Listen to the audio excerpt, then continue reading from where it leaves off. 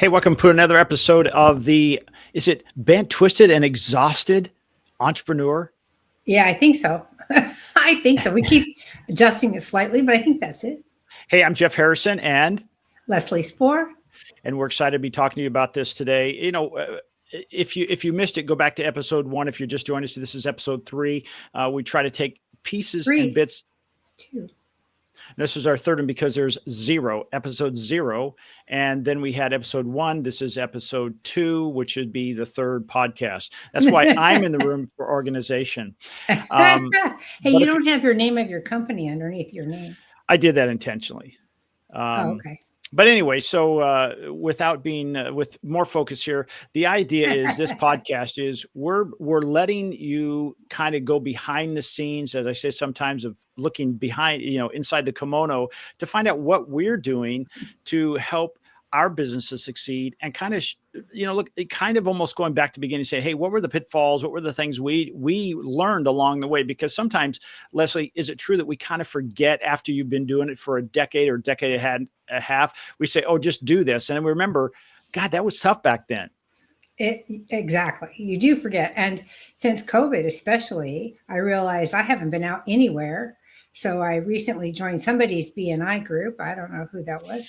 Nice. It was Jeff's, actually, and really enjoyed meeting people in person again, which I haven't done for a while. So that was very nice. Yeah, we don't say in person anymore; we say IRL, in real life. Oh, sorry, I'm old and out of touch. That's why it's important to get her back out into the community. It's an IRL event. That's right. Yeah. So today we're excited. If you missed the last episode, we talked about we're kind of going through a series, if you will, of what are the challenges that an entrepreneur or a business owner might face in those first 12 months, and we're kind of putting that out in front and say, hey, here are the challenges you might face. Here's some things you can do to kind of, if you will, not shortcut, but let's say ease that path, right? If don't reinvent the wheel. That's exactly right. Learn from our mistakes. And also, it's like anything. It's like, I heard this again this morning, you don't learn how to ride a bike by reading the book. You ride the bike and figure out after you've got some scratches and whatnot that, hey, balance and keeping moving is important. So that's what we're going to share with you today. So last one we talked about, the first one was cash flow management. That was last episode. If you missed that, just go back and watch that. I think there's some amazing bits of information that Leslie shared. Today, we're going to talk about attracting and retaining customers, because let's face it, if you don't have people coming in and exchanging whatever it is, your product or service, Leslie, for funds, what do you have? Do you have a business or do you have a hobby? You have a hobby. You absolutely have a hobby. Yep. And last time I checked, if you're paying a mortgage or electric bill, things like that, it's really hard to convince those organizations to say, it's a hobby, it's coming. They want their money, right? They do. They seem to insist upon it. I don't know why. I think it's important because a lot of times now, last time we talked about this, we talked about, again, it's important to do, kind of be lean when you're doing cash flow. But we're talking about attracting and retaining customers, I always remember as a kid, somebody told me, maybe one of my father's friends that owned a business, he said, Jeff, he said, if you always have good customer service, you'll never be without a job. And then I had somebody else say, if you learn how to sell, you'll always have a job. And so I try to incorporate both those things in my life. How about you? Well, absolutely. You certainly can't rest on your laurels. Sometimes you exceed what you think is your target for clients. And then you think, oh, I don't have to do so much. But there's a law of natural attrition in everybody's business. I don't care whether it's a product you're selling, a hamburger, or customer service like we do. Everybody has some natural attrition, and because people's lives change. And so they move on, they sell their house, they get divorced, all kinds of things happen. And so you have to constantly be reevaluating where you're at and continuing to market so that you can bring in your target clients, right? Yeah. And, I want to point something out, because this is a very, I think, misleading process for people who are trying to gain an audience. And an audience doesn't have to be online. It could be wherever, in person, IRL. But the point is, we think we need so many more than we really do need. In fact, there's a book, it's your first 1,000 customers. And if you did 1,000 customers, if you had a database of 1,000, which in the real world is not very many, that would produce a very good income for you based on whatever product or service you sell. But then really love and take care of those 1,000. When it comes to that, one of the things I think that, and let's say I want to get your opinion on this, that sometimes there's signal and there's noise. And when it comes to this first topic I want to talk about is clearly defining your ideal customer. Yeah, exactly. And, oftentimes, stop me if I'm wrong, when you ask somebody, said, well, who is it that you serve? And they say, well, men and women between Everybody. 18 and 65. I'm like, okay. Yeah. Do you hear anything different? I hear everybody. I want my service to go to everybody, which you cannot do, by the way. And I have to counsel people constantly that you have to identify your ideal target client because it's impossible to satisfy everybody. Your price point will exclude you from some groups automatically. And that can be both positive and negative, right? Because if you're too low, you're going to exclude the higher value target. And if you're too high, you're excluding the fixed income, lower income target. And so you really have to decide. There's so many factors to think about in order to identify your target client. And one of which is, where do you want this business to go? Right? If you're just making a job for yourself, which is perfectly admirable and noble, and maybe you only want 50 clients total, and you're going to charge $50 an hour, say, that's fine. That makes you a good income and you're happy with that. But if you want to be bigger and you want to hire people eventually, then you're going to have a higher price point so that you can afford to pay them, because you can't pay somebody out of, if you have no, all your profit can't go to employees, right? So you have to give some consideration. And there are a number of factors related to how you pick your target client. For me, I'm looking at, like I used to say, anybody who owns a house over 500,000, but what has happened in the market lately, right? Yeah. All houses have gone crazy high, right? I mean, a $500,000 house is almost a shack here in California. I don't know what it's like in the rest of the country, but here it's not much, right? So then I had to raise it to like 850 to 900,000 would be somebody in the income bracket of what I'm looking for. So that's one thing. Also, is another one might be, what are their pain points? What problem are you solving for this potential client, so that you know how to market yourself to them, right? I'm sure you found that as well with what you do, is correct? Well, yeah, I want you to peel back that layer a little bit more. Okay, all right. About, yeah, and really when it comes to your ideal audience, when you're talking demographics and psychographics. So let's talk about demographics first, because I just got back from a weekend in Arizona, and it's my wife's family over there, and she had some younger nieces and nephews there. And I have to be honest with you, that's a different language that they speak. Yeah, IRL. Like, yeah. Well, yeah, it's like all of a sudden you do something, they say sleigh. And I'm like, sleigh like for reindeer and Santa? No, not that kind of sleigh. It's like right on, good job. Well, Cool. Yeah, exactly. So I think it's important when you said, hey, all your customers are not the same age. So you have to figure out your age, and it's not 18 to 35, because think about an 18-year-old speaking to a 35-year-old. That's really a different language. It's still English, but not common. So I think sometimes that fear, tell me if I'm right or wrong, that fear of, well, if I go, 30 to 40, that's probably a gap that most everybody will sound and speak somewhat the same language, so that when I put my message out there, it resonates with them and they can understand what I'm talking about. Yes or no? Well, if this was 15 years ago, I would agree with you.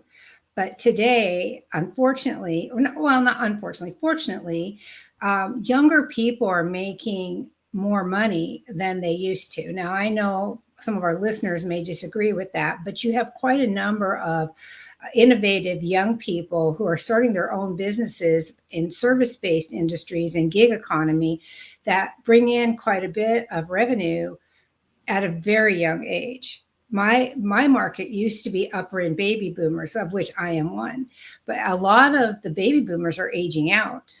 And so now the revenue structure for people that are my target market has become younger people than what I'm used to dealing with. And so many of them are in the DIY mode, right? Well, so you go can't, ahead. I don't believe, for me, I don't believe that you can go 20 to 60 or 30 to 50 or whatever. It may be a brushstroke that applies, but you have to be aware of what kind of how do you want to market? What are you offering? What problem are you solving? I think that's a really big part. You need to know what's in it for me from their perspective. And I know I'm jumping around from your list, but you have to know how you can help them before you know who your exact target is. Well, I think yes and no. Okay. The Good. reason is I was talking about trying to identify a segment of audience, and you're talking about income. I was just talking about an age bracket. I wasn't specifically talking about your business. I was talking about a business. So if you Sure. identify that your ideal target market is, young adults, what does that mean? And then when you put out content or you have a conversation with somebody, you need to speak in their language. And I'm not talking about just the spoken word. I'm talking about the images that you use, because if your group of people you speak to is 22 to 28 years old, and you show a senior, having dinner with their friends who are like, it won't resonate. So that's a different language. So I think what I'm talking about is, don't be afraid to say, let me niche down a little bit, get a little tighter age group. And I'm not saying you can't talk to multiple age groups, but you better have different messages for each one that resonate with those, so that when they look like it, they'll say, oh, I resonate with that because that's a picture of me and my friends. That's a picture of us doing what we love to do. And, maybe I'm a nomad. I'm working from home and whatnot. Well, you need to make sure to put that in the message. So not so much I was talking about financial demographics. I was talking about, okay, we have male or female, and we have age. And then we talk about, hey, when you do that, what age group are you in? So then you can clearly define what it is. It's like an example, Leslie. If you and I are on a bus, or on a let's say a commercial bus, and we're in New York City, and somebody says, hey, where are you from? And we say California. Well, no one notices that except the guy and the gal in the back that said, hey, I'm from California, whereabouts? And all of a sudden, now, I don't know if you realize this, but there's probably over 40 million people living in California. Even with the politics that go on, there's still 40 million of us. But there seems to be this immediate connection, right? Why? Because we're from the same state. That's what I'm talking about. Yeah, I just realized for the first time, and I've known you for 15 years, right? I just realized for the first time, you think in terms of videos, and I think in terms of revenue, which is interesting, because you're right. If you're trying to put out a social media, TikTok, Instagram, YouTube message, you want to make sure that you create that content to match the audience that you're speaking to. Absolutely agree, 100%. And the revenue is part of it. Agreed. But I was not thinking that way. I was thinking from who am I going to market my products to? And I have to get into a certain, because of our price point, I have to get into a certain demographic and psychographic that will support what we sell, right? So, and then I tailor the messages after that. So I totally understand what you're saying. I just missed what you were actually going for. For people who don't know, psychographics are how people behave, how they think, right? So you can have somebody what's a good example of that, Jeff? I'm trying to think off the top of my head. Psychographic might be, they are concerned about getting their kids to school on time. They're concerned about a budget. It's fears and concerns, if you will.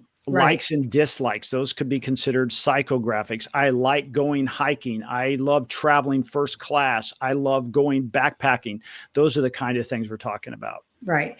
As opposed to what neighborhood they live in, what part of the, because there are websites online where you can go and search a town by neighborhood, by revenue level, so that you can target your marketing if you're doing old fashioned, mailers, for example, which is about almost extinct at this point. But if you're doing that, you can target who you want to mail to. If you're doing online stuff, you have to pull that market in a different way, which is where your expertise comes in, where you know how to create an audience that is targeted specifically to the message that you're giving out. And that's really important to do it that way. Yeah, and when you combine all these things, and I want you to, I want to take a little pause here, because I want you to realize just how important this first piece is by clearly defining your ideal customer. Because if you don't, your messaging will fall flat.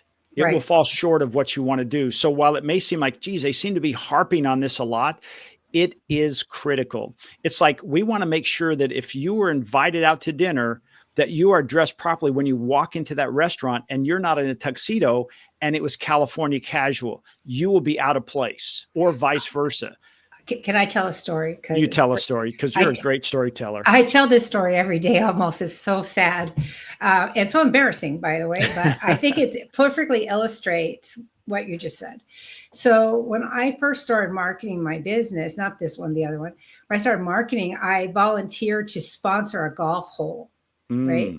And so I didn't investigate or try to find out anything about golfers or what was expected or anything. I got my little brochures and I got a little golf cart and I drove out to the hole, and I'm sitting at the hole handing out brochures, and people are looking at me like I'm nuts. Right. Turns out, and they were kind of disgusted too, which I didn't understand. But it turns out when you sponsor a golf hole, you are supposed to put up a tent and have food and give free booze away and have promotional items. And all it's this big thing, because really, what are these golfers doing in the tournament? They're having fun, getting drunk, and getting full. That's really all they're doing. They don't even care if they hit the ball. So not knowing, that's the same difference, right? Not knowing my target client, which was the sponsorship, and not preparing properly, I completely missed the mark. I'm 100% sure I got not even one phone call or another thought. They probably threw it away at the next hole, my little brochure. So, it's really important to understand who it is that you want to sell to. Really important. And it's one of the first decisions you have to make. You can't just say, I want everybody to want my product, because they won't. They won't. I used to get phone calls where people would hang up on me or scream at me, what do you do for poor people? And I'm like, that's not my market. I mean, I'm sorry, but it's not. And another key, and we'll probably jump around, but while I'm thinking about it, you can't deviate from your target. So in the beginning, you're really eager to get business and to make some revenue and feel like you're on your way down that track, right? But you can't take business for the sake of taking business. You absolutely have to stick to who your target is. Yeah. Because if you don't, you dilute your offerings and people will be confused. They won't know, once your brand starts getting built, they won't know who you are. Are you selling to this person? Are you selling to that person? What is this company? And I don't care what you're trying to sell. You have to stick to your target. It's imperative. It's like having inconsistent hours to a convenience store. Yeah. One time you go, it's closed. The next time it's open, and you can't rely on it. Well, you end up finding a different convenience store that is more convenient. Right. I just want to take a second. Let's recap some of this stuff. So we're talking about when it clearly define your ideal customer, it's age. But let's back up a second. It's also male or female, or male and female. But I want to caution you, if it's male and female, your message may be, okay, but do I serve both together or both separately? If it's separately, then you need to make sure to say, okay, I'm going to make two things. I'm going to have one for my male clients and one for my female clients. So that's important. So for gender, age, location, and Geographic, demographics. yeah, that's location. And then let's talk Is about it? yeah, yeah. And then let's talk about psychographics that we've been talking about. What are some of the things they like to do? Because again, if let's say I make crafts, but it's for men who love to fish. Well, I need to make sure that my information, and what kind of fish do they like to catch? Is it off the back of a boat in the ocean, or is it along a stream in Missouri? So those are the kind of things. And are they casting, doing fly fishing, or are they putting it with a bobber and letting it sink to the bottom and hoping a fish comes by? That's a totally different conversation. And I need to make sure who I'm speaking with, that now all my things resonate with that, because we have less than 3 seconds to catch your attention and to impress them. Let me check what's going on there. So these are define your other ideal customers. There is somebody, Leslie, I want to mention. His name is John Lee Dumas. And I remember John Lee Dumas talked about this when I first started listening to him, now almost over a decade ago. And he said, listen, I've gotten the point that my ideal customer's name is Jimmy. Jimmy is this old. He's driving his car this long to work. And when he gets off work, he hates what he does and he's driving home. He's a podcaster. So he wanted to appeal to that person. As you said, it had to be something for them. So it's okay to take it down to that granular level, because then this is noise and signal. When you see Jimmy, you know exactly who it is. It's not the noise. It's specifically Jimmy. And it works the other way as well. Your audience will find you and say, that's exactly what I'm looking for. I'm looking for Leslie, who takes care of my home. I have a home at $1.5 million. I'm in and out all the time, but I want to make sure it's like I live in it and when it's ready. So you're my ideal customer, right? I mean, you're my ideal business. So these are things we're talking about. So yeah. Go ahead. I was just going to say, so we can move on to the next piece, which is very important, unless you had something to add to that. I just wanted to add briefly to not let the level of detail that we're talking about put you off. Okay. You know, in your head, if you actually take away the, I want to serve everybody, and go to think about a little bit more about what you're offering and what problems you're solving, you'll get down to that detail pretty quickly. And if you can't, there's always somebody like us to help you with that anyway. But go ahead to the next section. That's fine. Well, it reminds me of, I was fortunate enough to be asked to do an online class for a group of college students or university students about marketing.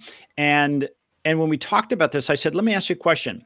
If I said I was going to take everybody in this room on a trip, I'm going to pay for it. I just need you to go pack and meet me at the airport in an hour. And that's all the detail you had. How would you pack for that trip? Because you don't know where we're going. Right. And so I forced them to, and encourage them to, what kind of questions would you have to ask to be ready to go on this trip? Well, I think you need to ask those similar questions. Think about, if I'm going to go on a trip to get my ideal customer, what do I need to know about them?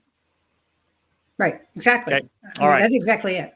Cool. Okay. So this next piece is leveraging organic marketing. Talk to me about that, Leslie, because I think you've done that really well over the last, decade and a half with your businesses. Two decades, but who's counting? So, okay. Well, that is over a decade and a half. Okay. So, well, I've never stayed on a job more than 10 years. So I really am proud of the fact I'm still here. But anyway, so leveraging organic marketing means finding ways to promote your business for little to no cost, if you can.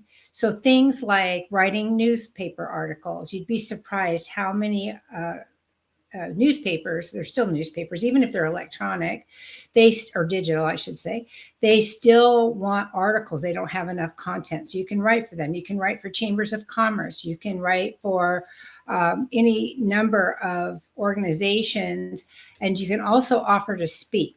If you're afraid of speaking, you need to get over it, because as a business owner, you're going to have to do it a lot. And one of the ways to practice is to join a group like BNI or another professional organization and do your little 30-second speech where you have to stand up and say what you do. That's enough to get you comfortable speaking in front of other people. You can do a newsletter, is another great way to get your marketing reach organic. And then when you go to any kind of events, you want to collect contact information so that you can start building your database so that you can reach more and more people. And don't be shy to ask for referrals from whatever you're doing. Like if you do a newsletter, put right in there, please share this with somebody you think might find value in this content.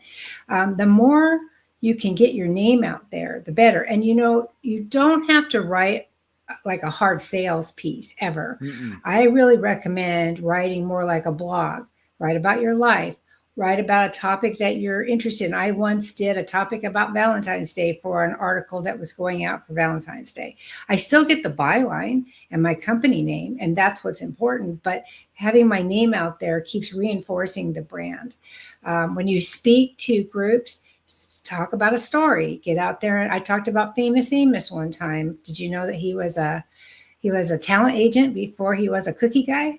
I bet you didn't. I did not know that.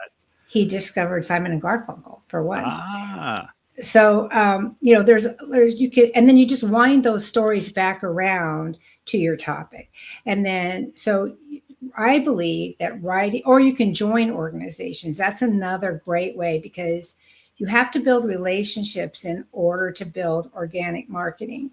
So if you join a charity that has a lot of participants that are, like, for example, when I first started, I joined an organization that had a lot of homeowners association community managers in it.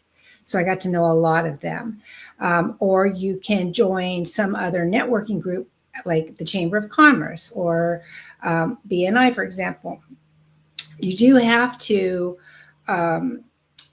participate, right? Mm-hmm. You can't just sign up, pay all your money, and never go. That won't do you any good. And you also need, when I first joined the chamber, I volunteered as a ambassador. That's somebody that wanders around at mixers and introduces people and tries to get them to talk to each other, because people will automatically stay in their own little groups. And it forces you to talk to people, which is great. That's why I did it. So these are all methods for organic reach without spending a dime. These are all inexpensive, well, unless you join a professional organization, but they're all inexpensive ways to participate and get your name out there, build your brand, and build your reputation. Yeah, I think if you lay this piece over, or you say, okay, it's like putting in the next layer. You've identified your ideal customer, and then again, from a marketing mind, I say, okay, where do those people hang out? And you might look at a certain organization and say, hey, that's a great organization, and you join it or you participate in it, but you realize it doesn't have any of your ideal customers, nor do the people in there, do they refer you to your ideal customer? But it's a great organization.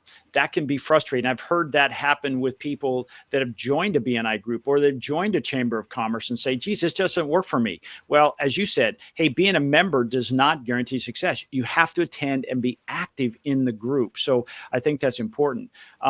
So yeah, use your ideal customer as a filtering guide to say, who out there has my ideal customer? If I joined, it would connect me to a lot of other people. I'll give you a perfect example.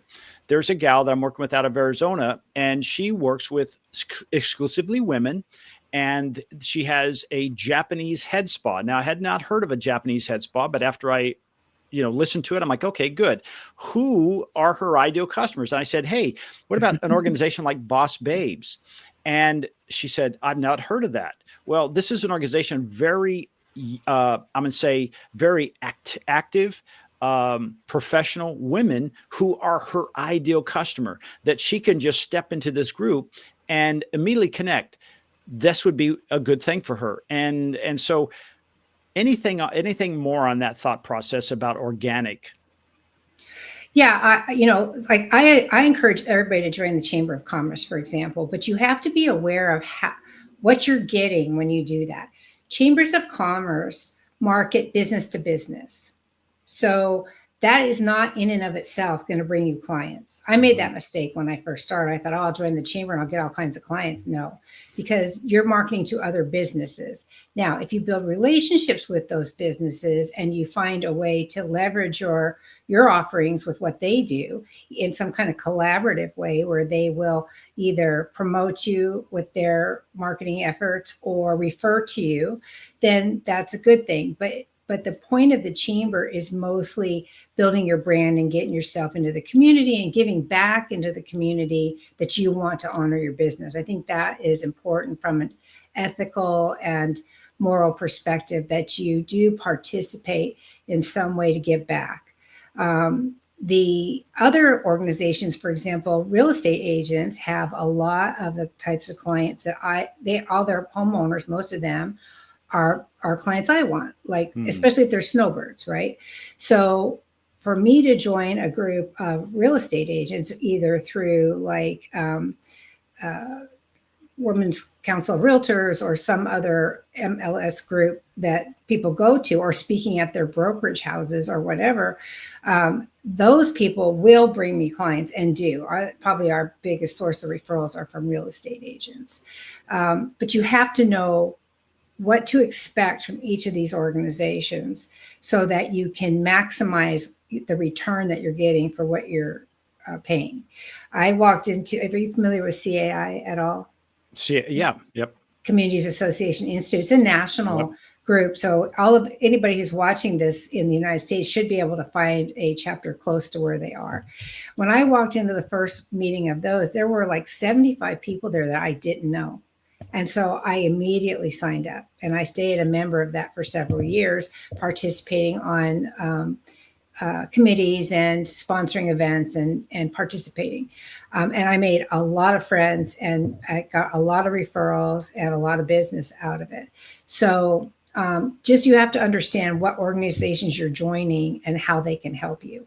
And sometimes it's okay, just like if you want to speak at Rotary, you may or may not get a referral out of Rotary, but at least you're getting yourself out there and people know who you are, and they may refer you. You never know who's connected to who, right?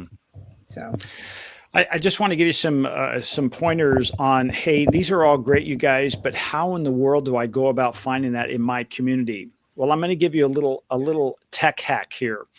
If you will write out on a Word doc in your computer exactly who your ideal customer is, and be really well defined, and then take that and load it up into ChatGPT and ask it, said, I'm looking to join organizations that would help me support this. And you put your, what you do, who you serve, there it is. There's your ideal customer. In my specific area, what organizations can I join? And it will go through the internet and it will find out what kind of organizations you can join. And you can ask questions like, please identify the organization and the contact number and a contact name for each individual group. And you can say, let me know if it's free or there's a fee. If there's a fee, tell me what it is. And it will search this stuff out. And it will print this out for you. And it may be one of those things where, depending on where you live in a smaller or larger community, you might get a list of 10 or 20 places that you might not have heard of any of them. And you can say, hey, over the next 12 months, if I had 12 of them, over the next 12 months, I'm going to go to one new location. And all of a sudden you have a nice organic marketing process in play, because as Leslie said, when you walk into a group and there's 75 people you don't know, that's a winner. If you walked into a group, Leslie, and there were 75 people you already knew, is that really a winner for you? No. So, all right. So any last thoughts about, I do want to mention you early on, is I don't want you to forget, leveraging organic marketing could mean making video, doing podcasts. And again, I like what you said about putting out things for newspapers. There's a process. It's called HARO. It's HARO. If you look that up, it's help a reporter out, because there are a lot of reporters out there that, hey, I wish they want to write on this topic, but they're looking for somebody to help them out. So what happens is you're able to help write the article, submit it on the topic that you are on, and some of these things are picked up and they're put in national and publications. And then what you can do is, as seen in Fortune 500 magazine, as seen in New York Times, when you have an article. So it's called HARO, help a reporter out. It's 100% free, and you get to go in there and say, hey, this is who I talk about. This is what I do. So you can be very, very specific. And then only the HARO articles that they need help on that fits your demographic and psychographic will actually appear in your email. I get those twice a day.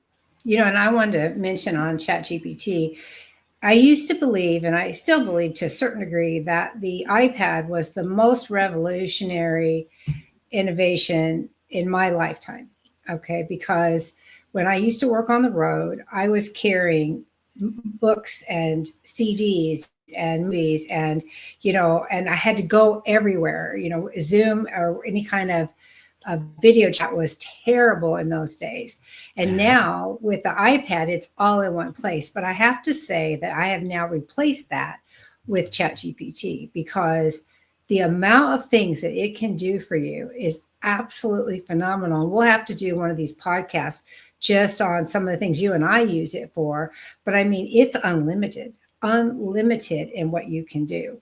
And so it's just really about how you ask the questions is most of it. But it's a huge help, especially for new business owners, but all business owners, I think it's a help, especially if you're uncomfortable writing those articles. You can put I just did a newsletter about solar. I don't know if you saw it, but I put in all of the rate increases that Muhammad talked about the other day.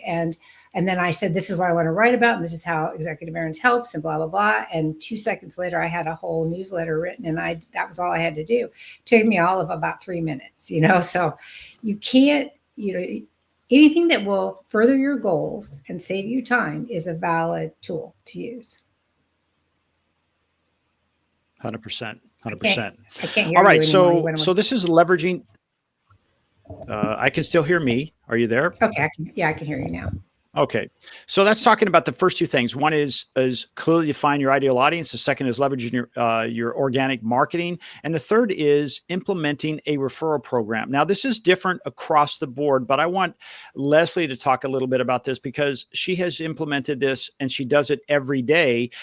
And it's really designed not to say, hey, this is the only way you can do it, but really more of to kind of open Pandora's box and say, there are a plethora. Yes, I did say plethora of opportunities. I like that word, plethora. Me too. But there's a lot of different opportunities for you, but it's really designed to stimulate you to think, okay, what can I do? And here's the cool thing. It's not always about giving somebody a monetary referral. Yeah, it might be like, as an example, it might be a free consulting call, which could have a $300 to $500 value. It could be a review of your website. If it were my business, for example, if I'm trying to sell more websites, well, that could be one of those things. And Leslie knows about it and says, hey, here's a link. You have to check that out. So I want Leslie to take that and kind of share how she's done this in the past. Yeah. And every business, you're right. Every business is different. And so it's really helpful for me when I talk to, as a coach and a mentor, when I talk to companies and they tell me what they're trying to accomplish, then I can come up with these easier. But for my company, what I ended up doing is a gift certificate program. And I made mistakes. And that's one of the reasons we're here, right? Is to make sure that we help people not make the same mistakes that we did. So when I first did the gift certificate, I did like 4 hours of free service. And people called me up and they wanted window cleaning for it, but it wasn't intended to be a vendor service because I have to pay for that. It was intended to be a concierge service. And they didn't sign up with me. So long story short, I ended up making it be 6 hours for the price of 4 when you sign up. And I put a statement on the bottom that says, this is for hours only, does not apply to vendor type services. So that it was very clear. And then I have these little thank you envelopes that they go in. And I think you get 3 on a page. I always think about when I do marketing collateral, I'm always thinking, how many can I get out of an 8.5 by 11? Because it affects the pricing, right? So I get 3 out of an 8.5 by 11. I put them in there. I put a brochure. I put a business card. And I put one of our booklets about absentee home care because typically these are going to real estate agents. And then I give them to realtors for free as a buyer's closing gift, a thank you gift from the realtor. In our case, that has a pretty decent value. But from when you do the math, we'll talk about why you don't discount at another time because I'm absolutely anti-discount. But giving 2 hours free is a very small investment from my cost perspective versus discounting, which then dilutes your income level. So I just give 2 extra hours and they're really well received. And it does get people to sign up with us and it does get noticed. And the real estate people love it. They love Mm. this idea of, because, you know, they never know where their next paycheck is coming from, right? They don't know if they're selling 3 houses a year or 3 houses a month. They don't know. So they're really reluctant to invest in too much stuff. So when I give them this free thank you gift, they love it. And so that's what we want to find for all companies. Sometimes it can be a gift basket. Sometimes it can be, you know, how do you want to do a referral? A Starbucks, branded Starbucks card for $10 or even $5 is a nice thing that you give for referrals. I have found though, and I want to make sure we're clear, that clients really don't want to be compensated for referrals. They will give you referrals for nothing. Mm. They will give you referrals because they like you. But businesses want, you know, they can be persuaded to like you more if you give them some kind of a little perk for helping you out. And there's nothing wrong with that. There's nothing wrong with that at all. So, like I said, it's easier for me to come up with this would be a good option for you if I'm talking to somebody and I know exactly, unless you have a scenario in your head, then I can pop up with something. No, I think I just want to, you know, kind of beat that drum again of how important it is to make sure before you go out asking referrals is you really know who your ideal customer is. You have to, yeah. Because if you don't, then what happens is this. I get a phone call and they say, yeah, I hear you do marketing and it has nothing to do with what I do. Right. And not that I don't want to talk to these people, but as an example, I'm not a big fan of building websites. And I do websites for people who are already clients and maybe they want to update it or maybe they want a new website. I'll do that. But I don't hang a shingle out saying I do websites. Well, when I say I'm a digital marketing agency, what happens? People say, oh, you do everything, you know, and like I don't do a lot of Google ads. Now, do I? I have somebody on staff that specializes in that. Yes. But again, I don't go out hunting for that. I'm a content marketing company. So I think it's important to make sure that you get that first piece right so that when you talk to people and they say, who is your ideal customer? You don't say things like, hey, if they can fog a mirror, I'm on them, right? Yeah, You yeah. don't go there. Give Yeah. them more stuff because again, if you hand somebody, again, this is a metaphor. So if you're against guns, I don't mean anything bad, but if you hand somebody a gun and say, go out hunting for tonight's dinner, they may bring something back that you don't like. Be Right. very specific. So when they Right. show up or they send somebody that they've already kind of, if you will, greased the wheel, and they say, oh no, Leslie, Bob, who told me to call you, has already told me what you do, how you do it. And I just have a couple of questions. I'm ready to go. That's a good referral. Right? Does that make Right. sense? Yes. And yes. And again, because I think in terms of dollars and not video, you want to be cost effective when you're trying to hire somebody like Jeff, who does content creation and does an amazing job at doing it, by the way. If you don't tell him specifically what you want, not only will he not get it right the first time, but it's going to cost you to do it a second time. Right. So you want to make sure that you know what you're asking for. Now, most of us don't know what we don't know, and that's perfectly fine. But if you don't know for sure, it's better to ask for a consultation and let somebody try to flesh out what it is you're working towards. Right. Yep. Because it's just like when you do a website or you do a brochure, you generally get a finite number of changes.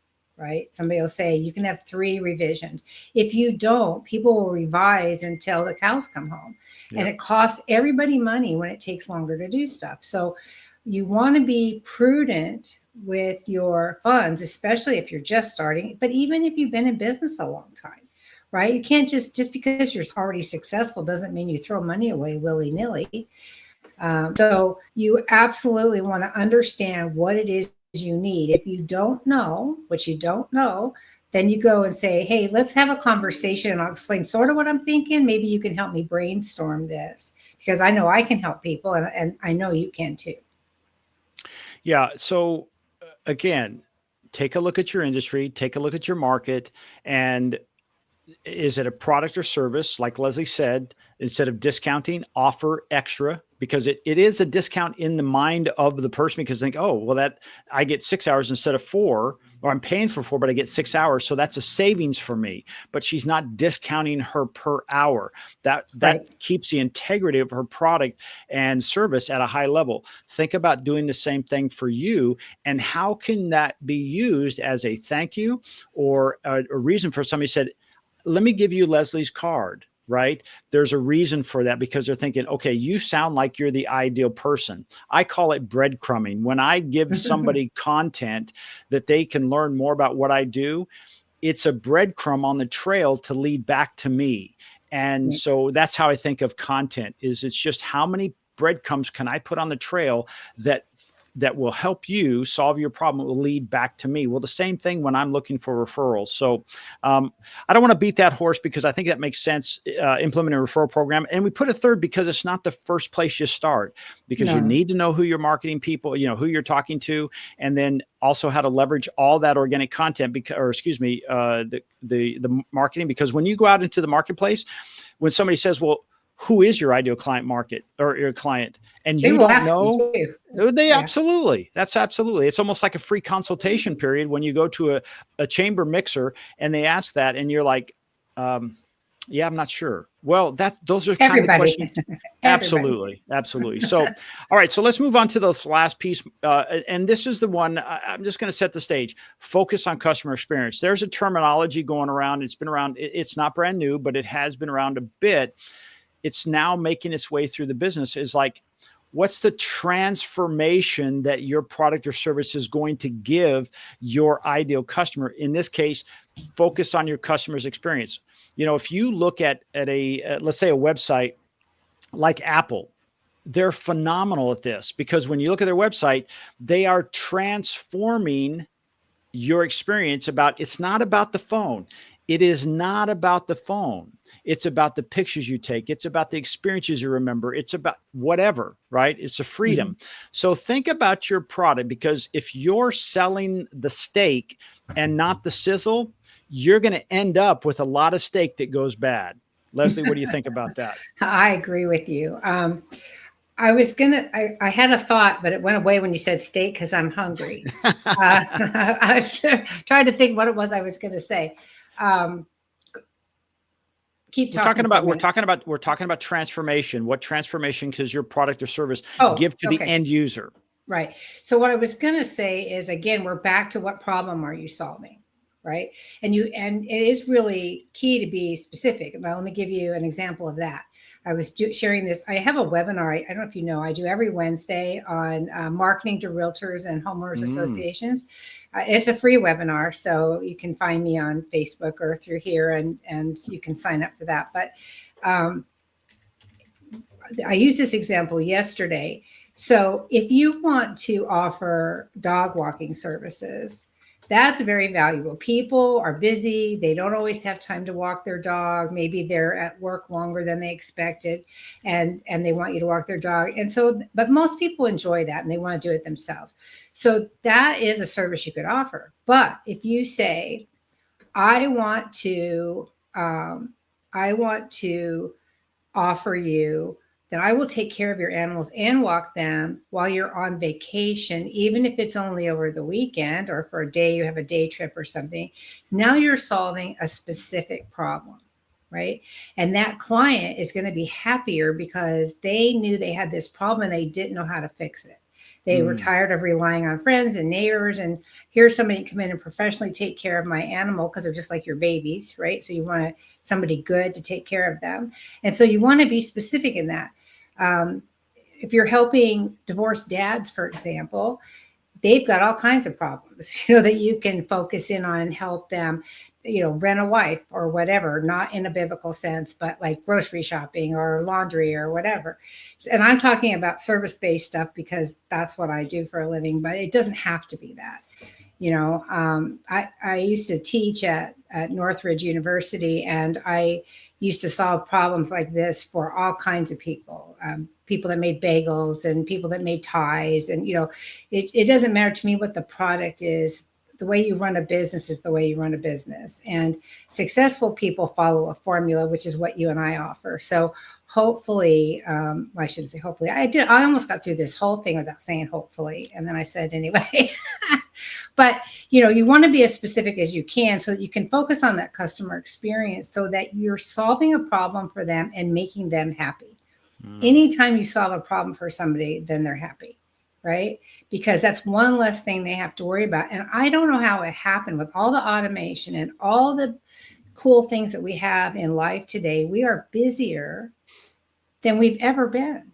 I think about the days when people had to wash clothes by hand and they had, and I'm really showing my age, wash clothes by hand or walk to the store or, all these different things, go out and collect the eggs, all that kind of stuff. And today you don't have to do any of that. And yet we don't have any more. In fact, we have less time than we ever had.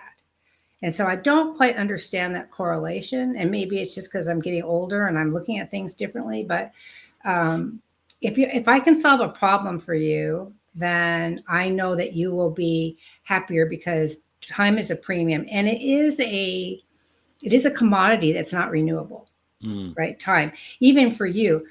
I talk often about my newsletter, right? That it used to take me 12 to 20 hours a month to do one, right? And then I started to outsource the formatting and finding the pictures and scheduling of the newsletter. I just wrote the content and I got it down to an hour or two, right? But when I got ChatGPT, I am down to 10 minutes, right? And I still have somebody who does the formatting and the pictures and stuff. That solved a problem for me. You do the same thing with content, right? Not everybody is an expert in content creation. Most people aren't. I'm not. So, I'm not from a social media perspective. So I have somebody who does that. You do it. Tamsin does it. Amanda does it for me. I have all these people that manage my social media because that is not my expertise. So that's a problem that people like you can solve for me and do it faster than I could ever do it. Right. Well, see, so what's the, okay, so the problem we're solving is not doing your social media and stuff. There really is, what really is the experience? For me, it's that I get quality information out there that reflects well on my brand and on me. And it saves me the time of having to figure it out and question it. I don't know how many people who are watching this have ever said, oh gosh, is this the right thing to post? I'm not quite sure. I don't know if this is accurate. I mean, I've had that happen, right? So having somebody who, as when you're the customer and you need somebody to help you, being reassured that you can do that for me efficiently, cost effectively, and from a quality perspective is a huge bonus for my experience, for my customer experience. And that's what I try to bring to my clients, right? I want to go above and beyond to give them an experience that they rave about. And thankfully they do. But you don't, you have to think about what's in it from their perspective. What are they getting? It's not, a lot of times people will write proposals and they ask me to review them and get to the section of why should you hire us? And they have a tendency to fill it with, well, I've been in business for, 15 years and I'm a really good company and I have a good reputation. Yeah. No, you say you're proposing service or something to a hospital. Well, we understand one of your primary concerns is patient care. And so we can offer you this, this, and this. Or we understand that your physicians and your nursing staff lack efficient time for their personal lives. They don't have a good balance. So we can offer you this, this, and this. That is a what's in it for me from the business, the hospital's perspective, or the physician's office, or whatever it is you're doing the proposal for. So again, it doesn't matter what industry you're marketing to. It matters what problem you're solving so that you can provide that customer experience that they value. Everything's about perception of value, right? I don't care how great you are. If the customer doesn't value what you're doing, it doesn't matter. Well, here's a little test I want you to take, because what Leslie is saying is, and I'm talking about for people that are listening and watching this, is here's a little test you can take, because Leslie's talking about something more than surface level, and it's called the seven whys. So when we talk about the customer experience and you say, well, because it saves them money, why? Well, because it does this, why? And because it does this, why? And all of a sudden you realize, hey, what is the real treasure in this? Because here's what happens. Right. 99.9% of your competitors are playing on surface level. And if you play that same place, once again, you're noise, you're not signal. But if you're playing 2, 3, 4 layers deep, and you could make a different message for each one of those layers that appeal to your ideal customers and their experience, what's going to happen is you're going to be like that person I mentioned at the beginning. Hey, I'm from California, and there's 100 of us on the bus, right? I spot you. You're the signal. So all of a sudden, if I point out that for Leslie, that the reason that what we do will give her trust about the content that goes out there, and at the same time, give her time back and keep her in front of her ideal customers 24/7 automatically versus, hey, I just do social media marketing and it's cheap. Well, everybody does that, right? Well, yeah, exactly. Well, and we'll get into this another time, but there's a difference between order qualifiers and order winners, right? So order qualifiers are things like quality and integrity and doing what you say you're going to do. Those are things that are expected when somebody calls you up or comes into your establishment to work with you. What is a winner for your business? What sets you apart from other similar companies? I mean, you can go to any 3 blocks in town and see 17 different hamburger places. They all offer something different that makes them a winner for their market. She's right? still hungry, folks. She's still hungry. I still am. And now I'm on hamburgers. So, but you know what I mean, right? Sure. It's like I said, this is a big topic, and we can talk about this another day. But for sure, you need to find out what sets you apart so that you can focus on that customer experience and make sure that they're getting something from you that they are not getting from any of your competitors. Absolutely. I remember back in the day when I was in the golf business and I was starting to help golfers and golf clubs market their company. And I would meet with the golf pros or the directors of golf, and they would all say the same thing. I said, what makes your club stand out from everybody? Oh, well, the greens are always in perfect condition. Our golf course is in good shape, and you can always find a game. And I'm like, that's everybody's big deal. Yeah. And what I try to let them know is we don't buy on similarities. We buy because of differences. What's the difference that we did? And as an example, when I was at Michelle Country Club in Rancho Mirage, we had 4 caddies went out with every group. So it helped keep the group's pace of play at its maximum. And you're not hunting balls because that's their job. Nobody else did that. That was a difference that stood out. And so when we'd have groups from outside that were not members come, we always knew. But it also played for our members because they were concerned about the golf course staying in good shape and the outside players not taking care of it. Those people would also make sure that the divots repaired on the greens, the divots in the fairway were sanded. In other words, it worked in both directions. Those are differences. That's what Leslie's talking about. Right. And the 2 big differences that I have, right, that sets me apart from anybody who does the same is one, we have written policies and procedures for everything we do. So all of my people operate exactly the same, which is huge for clients. And the second one is I use a state-of-the-art proprietary software system that I developed that nobody else in our area has. And I do license that to other people, but not here locally, because that's my order winner, right? That gives full transparency, and it gives people a sense of comfort that they know what's going on at their home. So you have to find things that differentiate you from the norm for whatever industry you're in. And you can find it for sure. Absolutely. All right. So I just want to go back through the process again. So today's topic was attracting and retaining customers. We talked about clearly define your ideal customers well beyond just age and generalities, but really right down to specifics, even giving them a name. And so that when you're making content, you're talking to that person, you can get that specific. And quite frankly, the more specific you are, the more you're going to stand out on that bus when you say, I'm from California. Right. The other one is leveraging your organic marketing content. And this could range from, writing articles to actually going to meetings. And, as an example, with one thing we didn't talk about, BNI, if you're not a member of a BNI group, I would look at the BNIs because they allow you to go to 2 meetings as a guest, no charge. And if you have 5 or 6 in your area, which is not uncommon, well, there's 10 or 15 weeks or 8 to 10 weeks of free people that you can meet. So there's another way to do that. The next one is implementing a referral program. She's a genius at it. She does a great job. Leslie, fantastic. And the last thing we talked about is focusing on customer experience. Gang, I want to tell you this. I've known Leslie for a long time. This today was a masterclass. You probably want to go back and either A, rewind it and take some notes, or really earmark it and say, hey, I'm going to do these one at a time till I get it all done, because it will make a difference long term. These are the things that quite often when a business is starting out, they miss this because they're so hungry for what Leslie said. Hey, I need to put a win. I need to get a sale on the books, and I'll take anybody who will throw their credit card at me. You don't want that. It's easy to fall into that trap. So make sure you do that. And as Leslie said, hey, being a member does not mean success. You have to attend and you have to take action. Leslie, I want to mention, Leslie said, and you should jump into this to see how she delivers this type of product. It's a free webinar for real estate agents and property managers every Wednesday with Leslie. Where is that, Leslie?